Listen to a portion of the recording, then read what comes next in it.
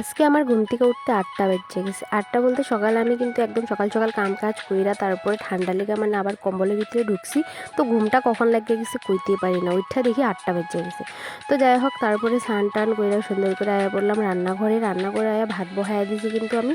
তারপর এদিকে ফুলকপি, আলু, কচু কাইট্টা লইলাম। তারপর এদিকে দেখো আমার ভাতটা হয়ে গেছে। মাড় ফালাইয়া লইতেছি। আর একজন দিদিভাই আমারে কমেন্ট করছে ভাত মাড় ফালাইবার সময় নাকি এরকম পা দিতে নাই।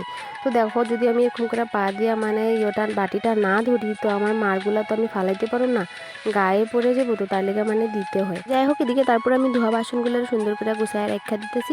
আর এদিকে দেখো পূজা দেওয়া হইতেছে। আমার বোন যেহেতু ভালো করে পূজা দিতে পারে না, তো হের লগের জন্য মানে অল্প জানে তো শিখাই দিতেছে। তো তারপরে আয়া এদিকে আমি চাটনি বহাই দিলাম, ডিম, টমেটো আর রাজা মরিচ মানে দিয়া ঝাল করে একটা চাটনি। আর এদিকে আমি ফুলকপিগুলো হালকা সিদ্ধ করে মানে জল ফালাই দেবো। ফুলকপি কিন্তু সিদ্ধ করে জল ফালানোটা খুবই দরকার। তো এদিকে আমি ফুলকপিটা দেখো সিদ্ধ হয়ে গেছে, জল ফালায়া তারপরে তেলে একটু জিরা দেওয়া, যেহেতু নিরামিষ রান্না করবো অল্প জিরা দিয়ে ভালো করে কষায়া একটু পরিমাণ জল দিয়ে দিলাম। আর ফুলকপি খাইতে তোমরা কে কে ভালো পাও নিশ্চয় কমেন্ট করে জানাও। আমি কিন্তু ফুলকপি খেতে খুব ভালো হয়, আর তার মধ্যে যদি অল্প ধনিয়া পাতা দেওয়া হয় আরও বেশি ভালো লাগে।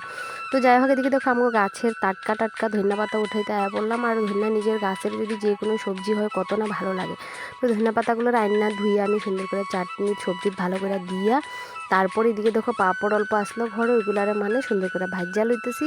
আর ভাতের লগে পাঁপড় ভাজি খাইতে তো আরও বেশি ভালো লাগে। তো এদিকে দেখো আমি সুন্দর করে কতগুলা পাঁপড় ভাজ্যা লইছি। তারপর এখানে কিন্তু সবের খিদা পাওয়া গেছে, দেখো ভাত বাইরা লইতেছি সবার লিগা। তারপরে ভাত ছাত খাইয়া এদিকে দেখো আমার মায়ে কত কিছু পাঠাইছে, চিরা, বিরন চাউল, চাউলের গুঁড়া, নারকেল সব কিছু পাঠাইছে।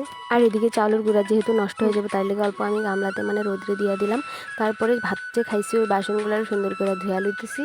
আর ভাত খাওয়ার পর কেন জানি না আমার একদমই কাজ করতে ইচ্ছা করে না। ভাত খাইলে মনে হয় অল্প বিছনার যায় শুয়ে থাকি। তো যাই হোক এরকম করলে তো হইব না, কাজগুলো সব পইরা থাকবো। তো এদিকে ভাত খাই আমি ফটফট করে বাসন টাসন দিয়ে অল্প রেডি হয়ে পড়লাম। ফটো অল্প উঠবের লিগা মানে আজকে বহুত দিন থেকে মানে ফটো শটো উঠা হয় না, তো তার লেগে একটা সুন্দর শাড়ি বইরা ফটো কয়েকটা উঠা। তারপরে দেখো বিকাল তো প্রায় হয়েই গেছে, তো ভাবলাম আর বইয়া থাকি কি করুম, কাজগুলা কইরা লইতে এদিকে সুন্দর করে আমি ঘরটা ঝাড়ু দিয়া লইতেছি।